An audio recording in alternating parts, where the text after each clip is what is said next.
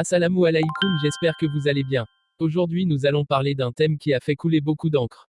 Il s'agit du sacrifice d'Abraham, alayhi salam, où Dieu lui ordonna de sacrifier son fils, celui qui venait de retrouver, après des années de prière après 10 ans de séparation.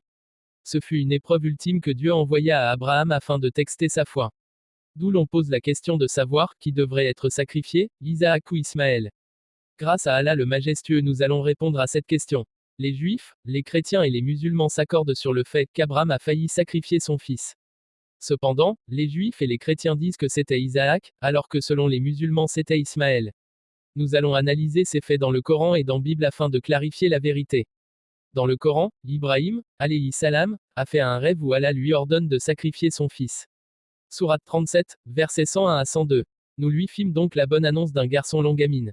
Puis quand celui-ci fut en âge de l'accompagner, Abraham dit, ô mon fils, je me vois en train de t'immoler. Dans ces deux passages, on ne voit pas le nom de l'enfant dont il est question. Mais lorsqu'on descend, on constate que après cela, on apprend la naissance d'Isaac.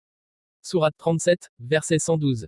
Et nous lui donnâmes la bonne nouvelle d'Isaac, prophète parmi les pieux.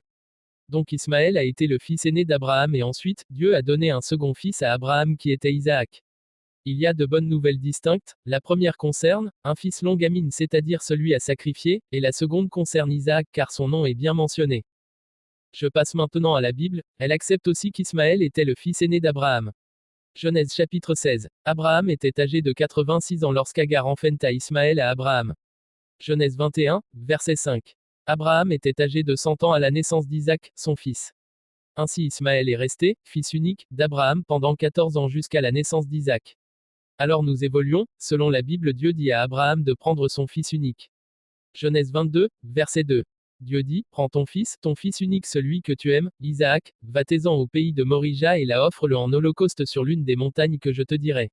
Or nous savons que le fils aîné et unique d'Abraham était Ismaël et Isaac n'a jamais été fils unique d'Abraham car celui-ci est né après Ismaël.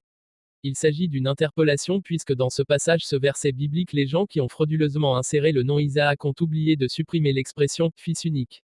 Tous les érudits juifs, chrétiens et musulmans sont unanimes sur le fait que Ismaël est né avant Isaac. Il serait incorrect de dire que Isaac était le fils unique d'Abraham.